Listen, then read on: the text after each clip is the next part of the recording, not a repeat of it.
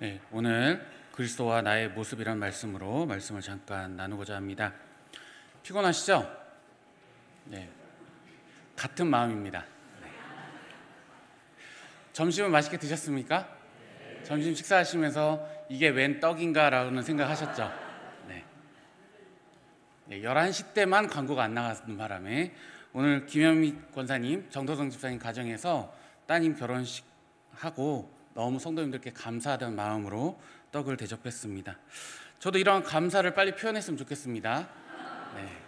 저는 성도님들이 오셔서 감사한 게 아니라 빨리 보내서 감사하는 의미로, 제가 지난번에도 한번 말씀드렸는데 군대를 보내든 장가를 보내든 제 돈으로 그 아이가 먹여 살지 않는 그 날을 바라고 있습니다. 네, 하나님께서는 우리 사람을 높이기도 하시고요, 때로는 낮추기도 하시며 사람을 살리기도 하시고 죽게도 하십니다. 때때로 하나님은 약한 자들을 들어 쓰실 때도 있고요, 하나님을 믿지 않는 자들에게 큰 권력을 주실 때도 있습니다. 그런데 신앙생활을 하다 보면 이럴 때가 있습니다. 누가 좀 일을 많이 하게 되면 하나님의 은혜가 있을 때는 괜찮은데 어느 날 이런 마음이 드는 겁니다. 마침 내가 일을 너무 많이 해서 교회에 늘 내가 머물러 있고 교회만 있다 보니 오히려 힘들고 어려운 상황들이 나에게 오는 것은 아닌가라는 착각에 빠지게 됩니다. 즉 다시 얘기하면 내가 내 일이나 내 가족에게 신경을 못 쓰고 교회 일만 너무 몰두하다 보니 오히려 나에게 불이익이 오는 건 아닌가라는 생각이 든다라는 것입니다. 하지만 확실한 건요, 하나님은 열정적으로 하나님을 사랑하며 목숨을 걸고 하나님의 뜻대로 사는 자에게 존귀와 영광을 주신다라는 사실입니다. 하나님 앞에 머물러 있는 자에게 하나님은 결코 그 모습을 잊지 않으신다라는 것입니다. 그런데 전혀 그렇지 않은 것처럼 보이는 것이 때로는 우리의 현실의 모습이기도 합니다. 사도 바울, 우리는 참 많이 존경하고 좋아하고 그 말씀, 그의 사역을 많이들 바라보고 말씀을 듣고 있죠. 그 사도 바울이 어떤 마음으로 사역을 임했을까요? 항상 감사함으로, 기쁨으로 사역을 임했을까요? 아니면 그의 사역의 발걸음이 여러분들은 어떻게 느껴지고 계십니까? 사도 바울이 행한 모든 일들 가운데 가장 어떻게 보면 기억에 많이 남는 일들이 여러 개 있겠지만, 옥문이 열리는 사건, 지진이 일어나서 옥문이 열리고 그거로 인해서 어떠한 가정이 구원받는 그 일을 알고 계십니다. 그런데 이 옥문이 열린 게 기적이 아니라, 기적은요, 사도 바울이 하나님 안에 있었다라는 것입니다. 성도님들 중에 이런 분들이 계십니다. 아무리 봐도요, 정말 11조 하지 못할 상황인데도 불구하고 믿음의 고백을 하는 분들이 있습니다. 아무리 봐도 교회에 나오기 쉽지 않은 분인데 건강의 문제든 가정의 문제든 여러 환경의 문제든 교회에 저분이 어떻게 교회까지 나오실 수 있었을까라는 생각이 드는데도 불구하고 하나님 앞에 삶을 맡기고 결단을 하고 하나님 앞에 나오는 분들, 하나님 앞에 드리는 분들, 그분들을 보면 목사인 저도 참 많은 감동과 기쁨과 은혜가 됩니다. 그런데 하나님께서는 그 모습을 보시고 얼마나 행복해 하시고 감동을 받으실까라는 것입니다. 하나님이 전부인 사람들을 향해서 하나님께서 느끼시는 기쁨이, 그 기쁨이 기적이 아닐까라는 생각이 듭니다. 우리 한 사람 한 사람을 보며 하나님께서 느끼시는 그 기쁨, 하나님께서 느끼시는 그 감동이야말로 우리가 눈에 보여지는 그 기적만을 기적이라고 얘기하는 것이 아니라 하나님 앞에 하나님께서 기뻐하시는 그 모습이 우리 신앙인들에게는 참된 기적이 아닐까라는 생각이 듭니다. 상황은 지옥인데도 불구하고 천국의 기쁨을 맛보게 해주시는 것입니다. 우리는 지금 이 세상에 보이는 지위나 권력이 전부라고 생각해서는 안 됩니다. 우리 눈에 보이는 것보다 훨씬 더 높은 지위와 권력이 있기 때문입니다. 하나님께서는 하나님을 사랑하고 죽기까지 하나님의 말씀에 순종하시는 그 하나님의 아들 그리스도에게 두 가지 놀라운 일을 행하셨습니다. 그리스도를 죽은 자 가운데서 다시 살리시고 지극히 높은 자리에 앉게 하신 것입니다. 그런데 우리가 알아야 할 것은 하나님의 행위는 단 한 번 일어났지만 그 효과는 영구적이었다라는 것입니다. 하나님께서는 온 세상을 단 한 번에 창조하셨지만 그 효과는 영구적으로 지금까지도 지속되고 있습니다. 마찬가지로 예수님은 이 땅에 오셔서 단 한 번의 그 십자가를 짊어지셨지만 그 죽음의 효과는 영구적입니다. 내 신분이 어떠하든 내 상황이 어떠하든 내 문제가 어떠하든 상관없이 하늘의 기쁨과 감격과 즐거움을 우리 인생 속에서 살아가게 하시는 것입니다. 그 대표적인 성경 인물 중에 삭개오라는 인물이 있습니다.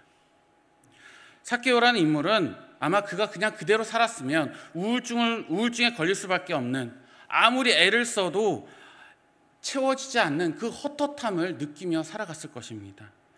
때로는 공황장애나 아니면 외로움에 휩싸여 죽었을 수도 있습니다. 하지만 예수 그리스도께서 삭개오 앞에서 삭개오야 내려오라, 그 한마디에 그의 심령을 가득 채웠던 것입니다. 그 심령이 가득 채워지고 나니까 집착하고 있었던 삶의 모든 것들이 아무것도 아니게 되었습니다. 자유를 선물로 주셨던 것입니다. 기쁨을 선물로 주신 것입니다. 더 가져야 되고 더 혹독하게 살아가고 누군가에게 베푸는 것조차도 아까웠던 그의 심령이 가득 예수 그리스도의 사랑으로 가득 채워지니까 모든 것을 다 베풀고 나누고 함께하는 자리에 나아갈 수 있었던 것입니다. 완악한 사람이 아니라, 그냥 집착했던 사람이 아니라 그의 인생을 통해서 하나님의 공급을 살아가게 되고 하나님의 위로를 살아가게 되고 하나님의 지지자로서 살아가게 되며 하나님의 사랑을 살아가는 그러한 사람으로 변화되게 되었습니다. 죽음이 눈앞에 놓여도 눈 하나 깜짝하지 않고 그리스도와 함께 살아갔던 수많은 우리의 믿음의 선배들이 있습니다. 너는 믿음을 택할 것이냐 아니면 생명을 택할 것이냐 했을 때 믿음을 택한, 그리스도 예수를 택하고 하나님을 택한 믿음의 선배들이 있었습니다. 역경 속에서도 문제 앞에서도 걱정하지 마라, 하나님이 우리와 함께 하신다라고 말했던 우리 어머니, 아버지의 세대들이 있었습니다. 우리 시대 속에서 그러한 사람들이 지금도 살아가고 있습니다. 여러분들도 그러한 모습으로 지금 살아가고 계시지 않습니까? 요즘은 그렇지 않겠지만 아이들을 들쳐업고 새벽 기도를 나가서 엎드려 기도하는 그 모습, 이것이 우리에게 주는 메시지는 무엇일까요? 여기 계신 성도님들 중에도 제가 우리 교회 와서, 우리 미래강명교회 와서 자주 들었던 분이, 어떤 분이 아기를 업고 와서 새벽에 피아노 반주를 열심히 하셨다는 얘기를 들었습니다. 그 모습이 우리에게 주는 메시지는 무엇일까요? 그냥 심심해서 새벽에 나오셨을까요? 환난이나 적신이나 위험이나 칼이냐 그 어떤 모습이 온다 할지라도 하나님이 나와 함께 하심을 바라봤던 그 믿음, 그 믿음의 자리를 지켜냈던 그 모습, 이것이 우리에게 아주 귀한 메시지를 주고 있지 않을까 생각됩니다. 하나님 앞에서 가장 높은 자는 하나님과 다른 사람들을 위하여 자신의 것을 가장 많이 버린 사람일 것입니다. 예수님께서는 우리 죄인들을 위해서 가장 많은 것을 버리셨습니다. 그래서 하나님께서는 예수님을 우주에서 가장 높은 지위에 올리셨습니다. 그래서 우리 믿는 자들이나 믿지 않는 자들에게 가장 중요한 것은 과연 예수님이 어떠한 위치에 있느냐 하는 것입니다. 예수님께서 갈보리 십자가 위에서 못 박혀 돌아가실 때, 때로는 인간의 눈으로 봤을 때는 참 처참하고 비참하고 고통스러운 그 모습으로 끝났다라고 생각할지 모르지만 지금 예수 그리스도께서는 이 모든 우주 공간에, 이 모든 세상의 최고의 통치자, 최고의 위치에서 살아 계시다라는 것입니다. 예수님은 지금 이 순간에도 최고의 통치자로 모든 이 세상의 정권을 쥐고 계십니다. 그냥 이 땅에 사는 지도자들에게 잠시 그 지도를, 통치를 맡겨 놓았을 뿐입니다. 9절 보면요, 이러므로 하나님이 그를 지극히 높여 모든 이름 위에 뛰어난 이름을 주사라고 말씀하고 있습니다. 한 나라의 국민이 그 나라의 법에 의해서 다스림을 받습니다. 그 나라에 가면 그 나라의 법을 따라야 되겠죠. 그런데 이 세상 전체를 다스리는 모든 법이 하나 있습니다. 누구도 어길 수 없고 누구도 극복할 수 없는 법 하나가 있습니다. 사망의 법입니다. 누구도 나는 영원히 살 거다라고 누구도 얘기할 수 없습니다. 영원히 살 거라고 장담할 수 있는 사람 없습니다. 죽음 앞에는 지위 고하를 막론하고 물질, 지식 아무것도 필요 없습니다. 누구든 죽으면 자신이 가졌던 모든 것들을 다 내려놓을 수밖에 없습니다. 지위도요, 물질도요, 지식도요, 다 내려놓을 수밖에 없습니다. 누구나 다 공평합니다. 죽음 앞에는 무력하고 모두가 다 죽을 수밖에 없습니다. 왜 죽을 수밖에 없습니까? 죄 때문입니다. 우리는 죄의 종으로 살아가고 있기 때문입니다. 아무리 위대한 인물도 죽음 앞에서는 맥없이 쓰러질 수밖에 없습니다. 그러나 예수님은 죄가 없으셨고 스스로 하나님의 말씀에 철저히 복종하셨습니다. 그 결과로 예수님은 죽음을 이기셨습니다. 예수님이 죽으시고 부활하셔서 다시 하나님의 아들의 자리에 오르실 때 그는 홀로 오르지 않으셨습니다. 모든 믿는 자들을 데리고 하나님 보좌 우편에 앉는다라고 말씀하십니다. 예수님은 혼자 영광의 자리로 복귀하시는 것이 아니라 모든 믿는 자의 대표로서 그 자리를 지키고 그 자리에 오르셨습니다. 그리고 우리가 그 자리에 함께하기를 기다리고 계십니다. 9절에서 하나님이 그를 지극히 높여 모든 이름 위에 뛰어난 이름을 주셨다라고 말씀하신 것은 그리스도는 낮아지셨다가 다시 높아지시면서 새로운 이름을 얻게 되는데 그것이 바로 예수님의 지위라는 것입니다. 다시 얘기하면 우리의 주가 되셨다라는 것입니다. 예수님은 죽음에서 살아나심으로 우리들의 주가 되셨습니다. 여기서 주라는 것은 단순히 높은 분이나 주인으로 뜻하는 것이 아니라 그리스도는 죽음에서 부활하심으로 하나님의 지위를 회복하심과 동시에 우리의 대표자가 되셔서 우리와 함께 하신다는 것입니다. 예수님은 우리에게 당신의 사랑을 보여주시기 위해 하나님의 아들이라는 그 영광스러운 지위를 버리고 인간이 되셨고 우리의 모든 죄를 대신하여 십자가 위에서 죽으심으로 우리를 새 사람 있게 하셨다라는 것입니다. 그리스도는 주라고 하는 그 위대한 이름을 얻으심으로 인해서 가장 고통스러웠던 그 희생으로 말미암아 절망적이었던 우리 인간들을 구원하셨기에 주라는 이름으로 가장 존귀한 이름으로 서시게 되는 것입니다. 이 주라는 이름 앞에 천국 문이 열리고요, 이 이름 앞에 기도의 문이 열리고요, 축복의 문이 무한정으로 열리게 될 줄 믿습니다. 우리와 주님은 한 몸 하나 된 마음으로 나아가야 하는 것입니다. 주님은 우리의 고통을 한 몸으로 느끼고 계십니다. 그리고 주님의 모든 것이 우리의 것이기를 원하고 계시고요, 우리 또한 그러한 마음으로 주님을 따라 살아가야 합니다. 그리스도께서는 온 세상을 다스리시는 통치권을 가지고 계십니다.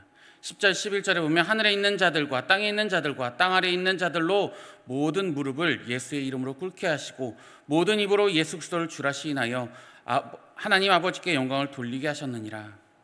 하나님께서는 창조하신 이 세계는 지금 우리가 보는 것과 같은 무질서한 세계가 아니었습니다. 온 세계는요, 마치 성가대에서 지휘자를 중심으로 통일되어 하나된 마음으로 찬양을 부르는 것처럼 그리스도를 중심으로 통일되어져서 그것을 따라 찬양하듯이 우리는 우리가 나아가야 될 한 걸음 한 걸음의 믿음의 걸음을 나아가는 것입니다. 지휘자는 그리스도이고요, 인간이 죄로 인해서 그냥 깨져버리고 죽어버릴 수밖에 없는 우리가 이제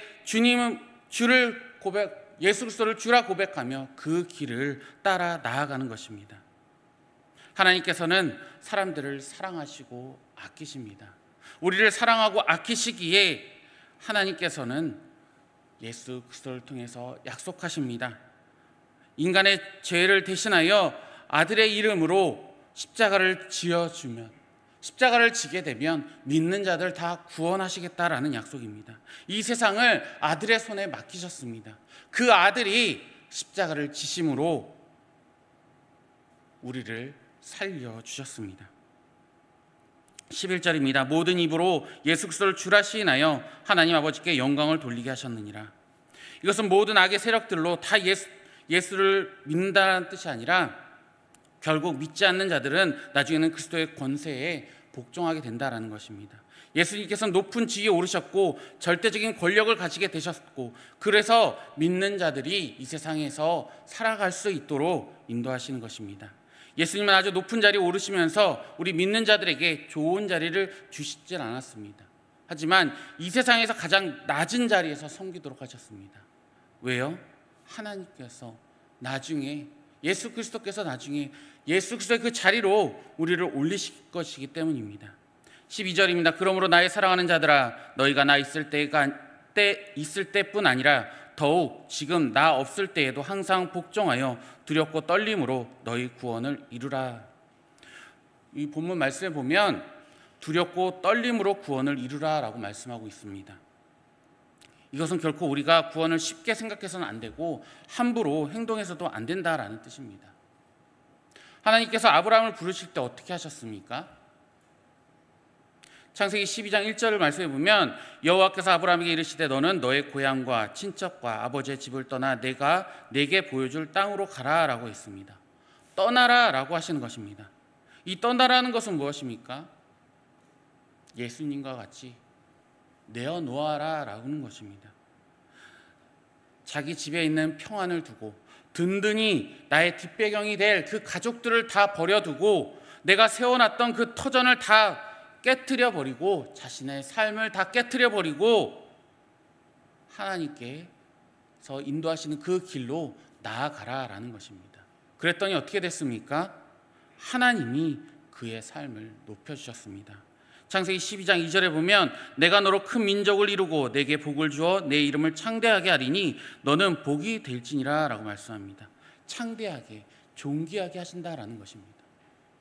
믿는 자들이 아브라함을 모를 수는 없잖아요. 예수님 안에서 깨지기만 하면 됩니다. 예수님 안에서 사시면 높아지는 것입니다. 우리는 신중하고 조심스럽게 한 걸음 한 걸음 옮겨 나아갈 수 있어야 합니다. 또한 주님은 서로에게 복종하라고 말씀하십니다. 왜 서로 복종해야 할까요?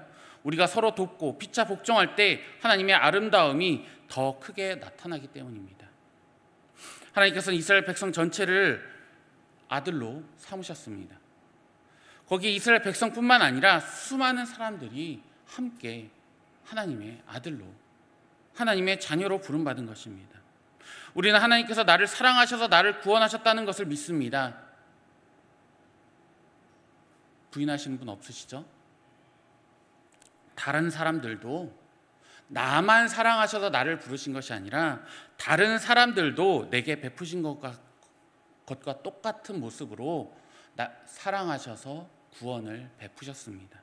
그렇다면 우리는 다른 사람도 내 자신처럼 소중하게 생각해야 되지 않을까요? 13절 말씀입니다. 너희 안에서 행하시는 이는 하나님이시니 자기의 기쁘신 뜻을 위하여 너희에게 소원을 두고 행하게 하시나니. 빌립보 교인들 안에는 하나님이 계십니다. 하나님께서는 그냥 계신 것뿐만 아니라 무언가를 행하고 계셨습니다. 우리 한 사람 한 사람 안에서 하나님께서 힘을 공급하셔서 어떤 일을 행하게 하신다라는 것입니다. 제가 제 아들이 빨리 어딘가를 갔으면 좋겠다고 늘 얘기를 하는데요. 뭐 저만의 마음인지 공통된 마음인지는 모르겠지만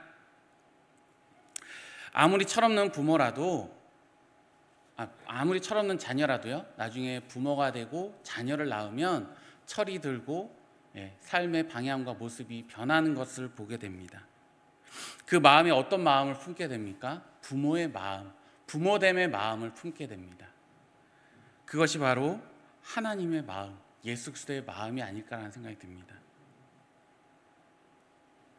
예수님의 마음을 품으면 하나됨, 하나님의 속성, 하나님의 그 성품이 우리 안에 흘러나옵니다. 우리 자녀들에게는 무한한 잠재력이 있고 우리는 그들에게 연료를 채워주면 됩니다. 복음의 연료를 채워주는 일을 우리가 감당해야 할 것입니다.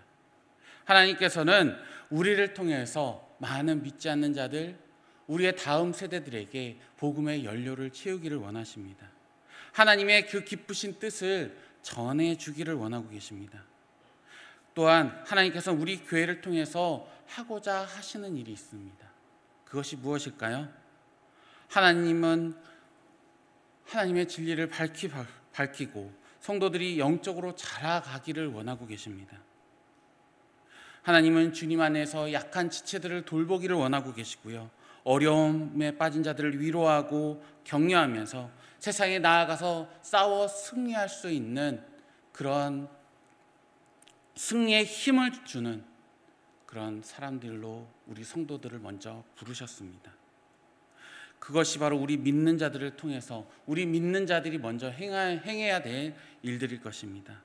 오늘 본문에 보면 하나님께서는 자기의 깊으신 뜻을 위하여서 소원을 두고 행하게 하신다라고 말씀합니다. 여기서 우리가 알아야 될 것은 하나님께서는 우리 한 사람 한 사람에 대하여 구체적인 선한 뜻을 가지고 계신다라는 것입니다. 내가 이 나이에, 내가 이 환경에, 내가 이 건강으로 무엇을 하겠어가 아니라 우리 중엔 아무도 쓸모없는 사람이 한 사람도 없습니다. 다 하나님이 맡겨진 일과 하나님이 맡기신 사명으로 한 사람 한 사람이 하나님의 복음의 사역에 앞장서 나아갈 수 있는 분들입니다. 하나님은 우리 한 사람 한 사람에 대해서 선한 뜻이 있다라고 말씀합니다. 그리고 우리가 함께 모이면 그 뜻이 더 분명해지고 더 강력해지는 것입니다. 하나님은 우리를 통하여 영적 부흥을 일으키실 것이고요, 우리를 통해서 다른 사람들을 존귀하게 만드실 것입니다. 그것이 분명 하나님의 뜻이고 하나님이 원하시는 바람입니다. 우리가 사랑의 사람이 되어서, 사랑이 풍성한 사람이 되어서 다른 사람들을 존귀히 대하는 그러한 한 사람이 되기를 원하고 계신다라는 것입니다. 하나님은 왜 믿는 자들을 한데 모아 교회로서 이렇게 모이게 하셨을까요? 왜 우리를 불러 모아 이 교회를 세우셨을까요? 나를 희생시켜서, 나 한 사람 한 사람을 희생시켜서 남을 행복하게 하기 위한 그러한 선한 뜻이 있기 때문입니다. 먼저 믿은 나 자신 한 사람을, 내 한 사람의 헌신과 나 한 사람의 그 수고와 나 한 사람의 그 노력을 통해서 믿지 않는 한 사람 한 사람을 세워가기 위해서인 것입니다. 이것은 자기 은사를 가지고 남 앞에 우쭐대라는 것이 아닙니다. 철저하게 자기를 낮추고 버림으로 이루어지는 뜻입니다. 예수님께서 그러하셨듯이, 예수님께서 분명 많은 사람들 앞에서 병자를 고치시고 먹을 것을 주시고 많은 기적과 이적을 보이셨음에도 불구하고 내가 잘나서 그랬어요 라고 단 한 번도 나타내신 적이 없습니다.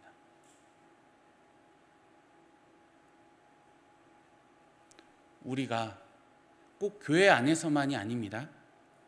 교회 문을 넘어 그 누구에게라도 그 놀라운 사랑과 그 놀라운 능력과 그 복음을 전할 수 있기를 간절히 소망합니다. 정죄는요, 부분을 판단하는 거고 사랑은 전체를 보고 판단한다라고 얘기하더라고요. 우리는 누군가 일부분을 보고 그것을 따져가면서 그 사람의 단점을 드러내고 그 사람을 정죄할 때가 많습니다. 너 오늘 왜 이거 안 해줬어? 너 왜 이거 안 했어? 목사님 왜 그거 안 해주셨어요? 저 시험 들었어요. 그런데 이게 아니라 정말 사랑은요, 부족한 일부분만을 자꾸 바라보는 것이 아니라 그 모습 그대로를 전부 사랑할 수 있어야 한다는 것입니다. 누군가의 단점만을 찾아내려고 자꾸 그 사람을 바라보는 것이 아니라요, 나에게 기분 나쁜 그 한순간, 그 시간, 그 모습 때문에 불평불만하는 것이 아니라 다 이유가 있겠지. 아, 그럴 수도 있어. 배려하는 마음과 사랑하는 마음이 있어야 합니다. 진정한 그리스도인은, 진정한 하나님의 자녀로서 내가 하나님 앞에 높임을 받기 위해서는 먼저 내가 낮아져서 다른 사람들을 배려할 수 있고 사랑할 수 있는 그러한 모습이 있어야 한다는 것입니다. 정말 그러한 모습이 없다면 사람들 그냥 한없이 나쁘게만 보일 겁니다. 우리는 내 삶을 깨트릴 수 있어야 합니다. 깨지면 은혜가 터져 나오게 되어 있습니다. 반석이 그냥 두면 그냥 돌덩어리입니다. 하지만 그 반석을 깨트려 생수가 터져 나오게 되면요, 한번 흘러내리기 시작한 그 생수는 끝까지 흘러 넘치게 되어 있습니다. 이처럼 내가 한번 내 자신을 한번 깨트리고 내가 내 자신을 낮추면 엄청난 부흥과 은혜의 역사가 나타날 줄 믿습니다. 우리는 하나님의 독점적인 사랑을 받은 사람들입니다. 여러분들 한 분 한 분 한 분은 다 하나님이 전적으로 독점적으로 여러분들 한 사람 한 사람을, 한 사람 개인 개인의 삶을 개입하셔서 하나님의 놀라운 능력과 사랑을 쏟아 붓고 있습니다.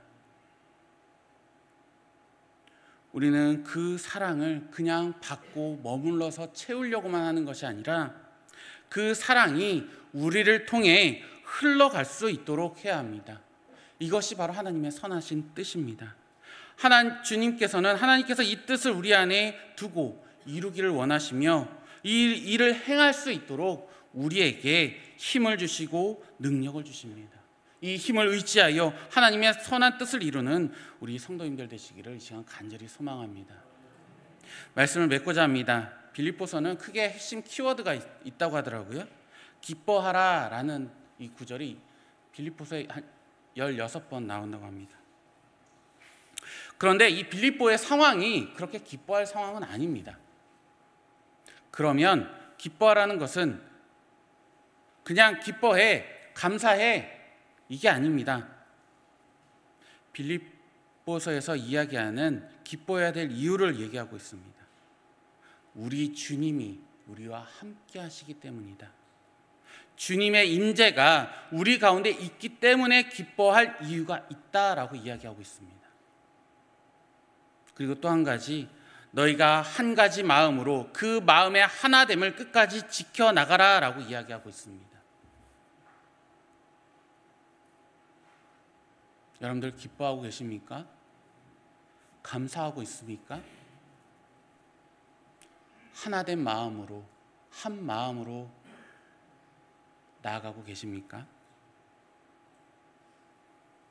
우리는 항상 어떤 언어를 써야 됩니까? 어떠한 마음으로 교회에 나와야 될까요? 편 나누는 그런 마음, 그러한 언어가 아니라 하나됨이라는 것 속에서 누구든지 함께 하나 되고 좀 연약한 사람도 하나 될 수 있는 그러한 모습이 있어야 합니다. 이 연약함이라는 것은요, 뭐 육체적인 그런 연약함도 뿐만 아니라 마음적인 연약함, 삶의 연약함도 포함되는 것입니다. 누군가는 신앙의 길을 잘 걸어가고 꿋꿋이 잘 하는 분들도 있습니다. 하지만 누군가는 연약한 분들도 있어요. 그 연약함이 때로는 부정적인 표현으로 드러나는 분들도 계십니다. 하지만 그 모든 사람들이 하나된 마음으로 함께 나아갈 수 있게 해야 한다는 것입니다. 빌립보 교인들이 어떠한 마음을 품었을까요? 예루살렘에 있는 유대 기독교인들이 고난을 당하고 있다고 얘기를 들었을 때 그들의 경제적인 상황도 그렇게 녹록치 않았지만 돈을 모아 헌금을 했다라고 이야기하고 있습니다. 그리스도인으로서 우리가 살아가야 될 삶은 어떤 것입니까? 어떤 모습이어야 할까요? 내가 정말 교회 다닙니다, 그리스도인입니다 라고 이야기할 때에는 우리의 말과 우리의 행동과 우리의 삶의 모습 하나하나가 어떠해야 할까요? 다툼이나 허용으로 하지 말고, 싸우려고 하지 말고, 이겨먹으려고 하지 말고 하나 되길 위해서 나아가는 발걸음이 되어야 될 줄 믿습니다. 여러분들이 어디에 있느냐가 문제입니다. 우리의 삶에 항상 나는 어디에 있느냐라는 것입니다. 나의 마음이, 나의 발걸음이, 나의 삶의 방향이 어디에 있으십니까? 인간이 모인 그곳입니까? 때로는 지식, 때로는 지위, 때로는 물질, 어떠한 환경, 어떠한 인간관계입니까? 여러분들은 어디에 여러분들을 두고 계십니까? 여러분들의 마음을, 여러분들의 삶을 어디에 집중하고 계십니까? 우리는 그리스도인으로서 예수 그리스도께서 보여주신 그 모습을 본받아 그 문제 속으로 뛰어들어갈 수 있어야 합니다. 누군가의 수고와 누군가의 땀 흘림으로 열심히 해주는 그 모습이 필요하고요. 불편함 속에서도 하나님의 영광을 기억하는 것, 하나님의 마음을 지켜 나아가는 것, 그 속에서 즐거움과 기쁨과 감격과 사랑을 찾아낼 줄 아는, 그것을 보여줄 줄 아는 그러한 그리스도인이 되어야 할 것입니다. 빌립보서 2장 5절에 이렇게 말씀합니다. 너희 안에 이 마음을 품으라. 곧 그리스도 예수의 마음이니. 우리는 항상 그리스도 예수의 마음으로 살아가고 계십니까? 우리의 말이, 우리의 행동이, 우리의 눈빛과 우리의 모습이 정말 그리스도의 마음으로 그렇게 살아가고 계십니까? 그리스도 예수 안에 있었던 마음을 여러분들 안에 품으시길 간절히 소망합니다. 그리스도 예수 안에 있었던 그 마음이 무엇인지 오늘 본문 말씀에서 분명히 이야기하고 있습니다. 그는 근본 하나님의 본체시나 하나님과 동등됨을 취할 것으로 여기지 아니하시고 오히려 자기를 비워 종의 형체를 가지사 사람들과 같이 되셨고 사람의 모양으로 나타나사 자기를 낮추시고 죽기까지 복종하셨으니 곧 십자가에 죽으심이라. 모든 입으로 예수 그리스도를 주라 시인하여 하나님 아버지께 영광을 돌리게 하셨느니라. 우리의 삶의 모든 순간이 하나님께 영광이 되는 모습이 되기를 간절히 소망합니다. 하나님이신 그분이 모든 것을 비우셨다는 것, 무엇 때문에요? 사랑 때문입니다. 하나님이 우리를 어떻게 하셨는지 좀 깊이 생각하시고 느끼셨으면 좋겠습니다. 하나님이 나를 이렇게 사랑하셨구나, 나를 이렇게 용서하셨구나.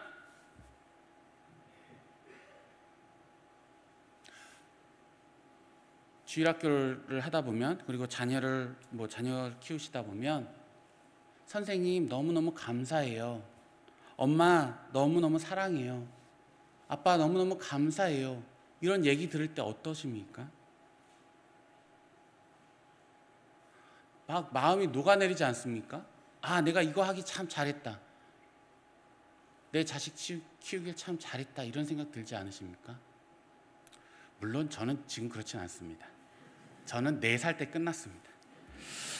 자녀가 와서 이렇게 이야기할 때 하나님의 마음은 어떨까요? 하나님께서 우리에게 그런 소리를 들으신다면 어떨까요? 우리가 드리는 찬양이, 우리가 드리는 기도가 그런 게 아닐까요? 그리스도 예수의 마음, 비움과 그 낮아짐 속에서 하나님은 어떻게 반응하실까요? 그냥 너 낮아졌어, 그래 너 쭈그려져 있어, 이렇게 그냥 두실까요? 우리의 신음소리를 들으시고 내가 너와 함께하고 있음을, 비움과 낮아짐이라고 하는 그 상황 속에서 하나님께서는 어떻게 하실까요? 충만히 채우실 줄 믿습니다. 나의 어려움, 나의 낮아짐, 나의 비움을 더 높이시고 더 채우셔서 충만히 뭡니까? 넘치도록. 우리 인간 스스로는 너무나도 부작용이 많습니다. 특히나 우리 스스로 높아지려고 그러면 그 부작용은 참 많아요. 하지만 주님이 높이시면 그 모든 것들이 조화롭게 이루어집니다. 사랑하는 성도 여러분, 그리스도 안에서 참된 기쁨, 참된 평강, 이 은혜로 살아가는 저와 여러분들 되길 간절히 소망합니다. 한 가지만 이야기 마치겠습니다. 수영장이나 바닷가에 가면 튜브를 가지고 놀잖아요. 튜브를 가지고 잘 노시는데 저 같은 사람은 이 튜브를 타면 튜브가 잘 올라오진 않습니다. 근데 웬만한 분들은 이 비치볼이나 튜브를 물속에 깊이 누르고 딱 놓으면 어떻게 됩니까? 튀어오르잖아요. 깊이 넣으면 넣을수록 더 높이 튀어오르는 거 아시죠? 우리가 주님 앞에 낮아지면 낮아질수록 내가 높아지는 것이 아니라 주님께서 높이실 줄 믿습니다. 함께 낮아집시다. 함께 배려하고 함께 사랑하기를 원합니다. 하나님 앞에서 이런 축복이, 이러한 길을 걸어가는 우리 믿음의 종들 되시기를 간절히 소망합니다. 기도하겠습니다.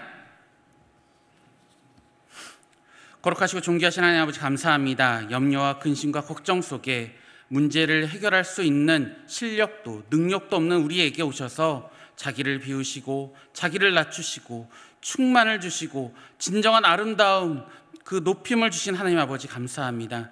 함께 그렇게 살아갈 수 있도록 인도하여 주시옵소서. 오만했던 마음, 겸손한 삶으로, 억눌렸던 그 심령에 참된 자유로 감격과 기쁨을 잃지 않도록 저희들을 인도하여 주시옵소서. 늘 찬양이 터져나오고 감격이 터져나오고 참된 기적을 바라며 그것을 삶으로 드러낼 수 있도록 허락하여 주시옵소서. 함께 하나됨으로 지켜나가게 하시고 함께 하나님의 영광을 꿈꾸는 주의 백성들 되게 하여 주시옵소서. 써도 부족한 우리 현실 속에서 돈으로만 살아가려고 하는 존재가 아니라 신앙으로 고백하며 주님 앞에 나아가는 그 손길들 되게 하시고 감사가 넘쳐나서 주님 앞에서 귀하게 쓰임받는 저희들 되게 하여 주옵소서. 하늘이 주시는 평강과 은혜와 감사와 기쁨을 우리가 함께 누리며 살아갈 수 있게 도와주시옵소서. 우리가 헌신하는 그 삶의 자리에서 하나님께서 함께 하심을 믿고 은혜가 충만히 넘쳐날 수 있도록 인도하여 주시옵소서. 감사드리며 예수 그리스도의 이름으로 기도드립니다. 아멘.